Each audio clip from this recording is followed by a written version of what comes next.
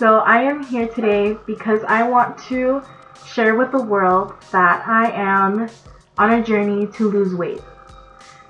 To start things off, I want to say that this is not for attention. I'm not posting a series of videos to gain any type of attention.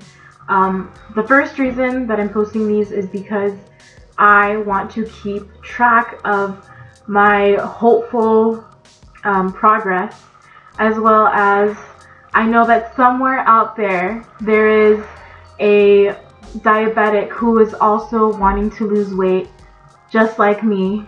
I'm going to tell you my history of dieting and how I became diabetic and kind of my whole struggle with losing weight. So just stay tuned and please listen. It's worth it. I was born as a big baby. I was born around 11 pounds, I believe, and I never actually looked like a newborn. When I was born, I looked like I was 3 months old. So I guess you can say I've never known what feeling small is, because I've always been considered the big girl. All throughout my school years, I was always the big girl. I remember there was one time in, when was it? I think 6th grade. There was this boy, he was referring to myself and another big girl in my class, saying, "Oh look, there's 2 of them." And that's always stuck with me, always. I always think, 2 of them? Are we not human? Are we a different species? Because I'm pretty sure I have a heart. I'm pretty sure she has a heart. I'm pretty sure we're both just as human as you. We just carry a few extra pounds. And it's not like I was severely bullied, but it was just little things that people would say, or that people didn't believe in me that I could do the same thing that they could do, or that I was unhealthier than them. And that's true. I was more unhealthy than the rest of my class, but that's not how I didn't feel like I was so much different than them, but everyone else thought that I was different. Now, growing up, I had great friends. They never judged me. I loved the people that I grew up with. But it really hit me how much damage I was doing to myself when I was 13, and they did some blood tests on me, and I was diagnosed as pre-diabetic. It was really embarrassing because my mom is diabetic, a very severe case of diabetes, and I knew that if I kept eating the way that I was and kept being a couch potato the way that I was going to get diabetes. And that's when it hit me. I have diabetes. Actually, I didn't say that. I said I have pre-diabetes. It's not technically diabetes, but in reality, who's kidding? Who's kidding themselves? I was kidding myself. I still lived those years the same way. Ate whatever I wanted, whenever I wanted. I tried exercising. In high school, I really tried, and it was really tough.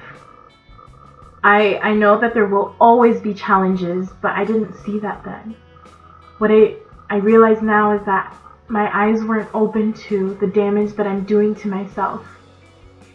At age 17, I was diagnosed as diabetic. I was completely 100% diabetic. I even did the test where you drink this really sugary, disgusting drink, by the way, and they check on you every 3 hours, and my sugar was high every 3 hours. Wait, they check on you every hour for 3 hours, yeah. And my sugar was high every single hour. So they diagnosed me as diabetic. And that was even more embarrassing because even after they told me and begged me to take care of myself, I didn't. It's not that I didn't love myself, because I love myself like no other girl. But I didn't realize what I was doing. I know I've said that so many times already. I didn't realize my eyes were not open to the damage I did to myself. I started binge eating from when I was younger. I actually wrote a paper about it for my health class last semester, because I knew that it was something that I needed to talk about, even if it was just to my teacher that I was never going to see again after I turned in that paper. I made sure of that I needed to talk about it. I needed to let it out. Binge eating is when you eat as much food as you possibly can, as long as you possibly can. Whenever my parents would leave, whenever I was by myself, I would eat all of the junk food that we had. I would eat anything and everything I could get my hands on. And that's really embarrassing for me to tell everyone, because it was my dirty little secret. And I felt horrible after every single time that I did it. And I got caught by my parents a few times. I like binge ate candy, Halloween candy one year, and it was bad. Of course I would get in trouble. I would get yelled at. I would get lectured because I'm diabetic. What's a diabetic doing eating chocolates and candies and this and that? That's not good for you. They would tell me, why are you doing this to yourself? You know that you're only bringing damage to yourself. But like I said, I didn't realize it. My eyes weren't open. Until now that I got my license, it got worse. Whenever I went to the store, who was there to stop me? Who was there to stop me from getting those chips, from getting that bar of candy, and hiding it in my room and eating it until I got dizzy, until I got lightheaded, until I couldn't see.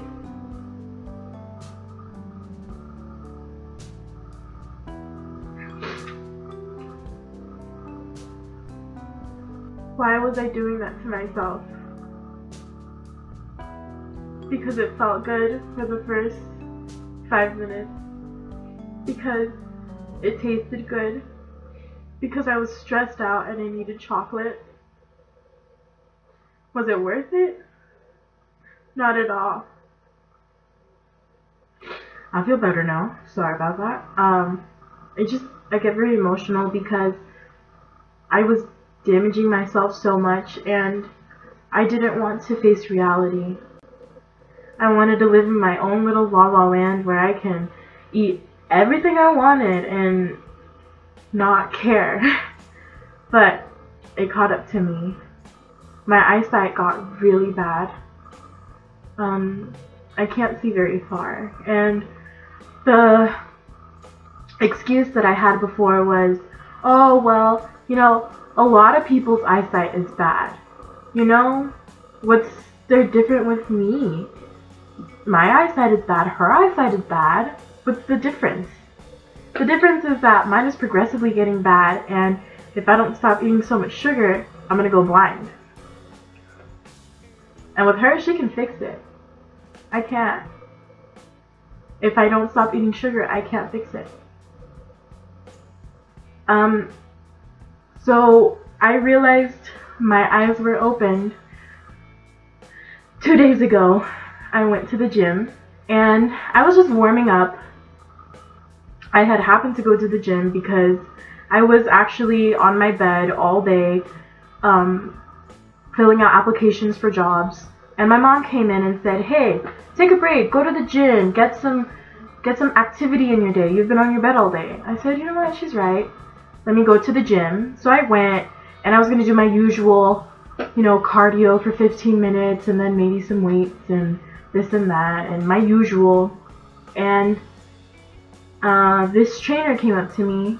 He actually passed by the first time. He waved. I was like, oh, hi. And he passed by the second time and he said, have you taken our survey? I said, no, I haven't, but I'll take it. And he was asking me all these questions, asking me why I was interested. I thought I was probably just a company survey that they need to turn in for whatever, you know. And it turned out to be, he asked me if I wanted to have a free training,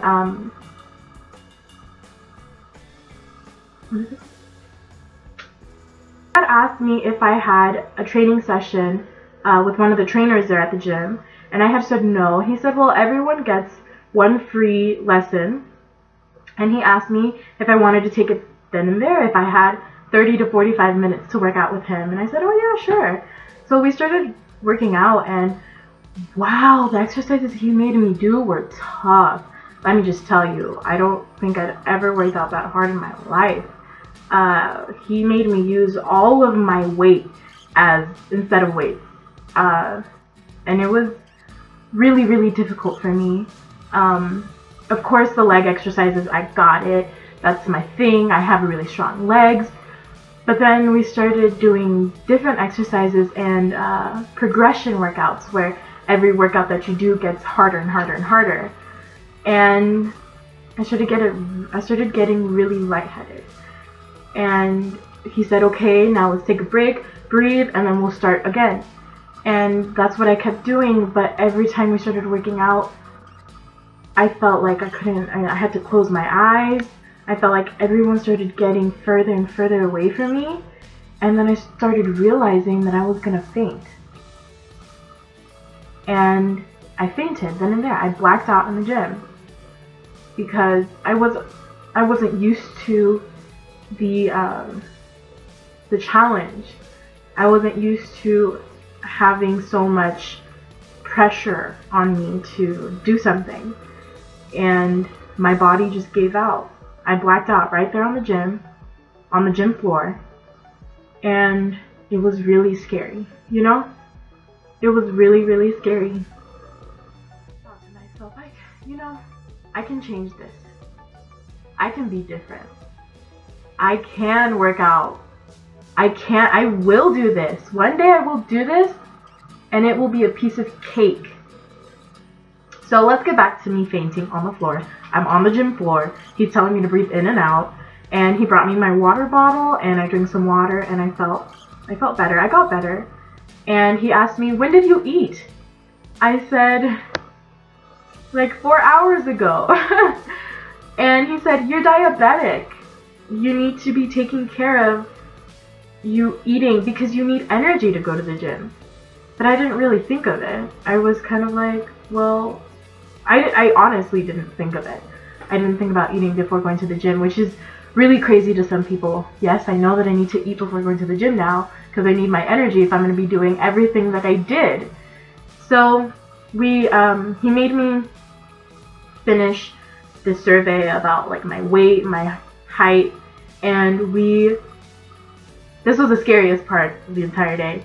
We measured my body fat content. Let me just tell you, it was high. It was higher than the danger zone. That's when I knew, if I don't fix it now, I will regret it for the rest of my life. From then on, eating that piece of cake wasn't worth it. It's only been 2 days, but let me tell you, I have been working my butt off these past 2 days to keep to my meal plan, to keep with my workout plan. It's only 2 days. It's only been 2 days. But I can do it. These past 2 days have taught me that I can do it.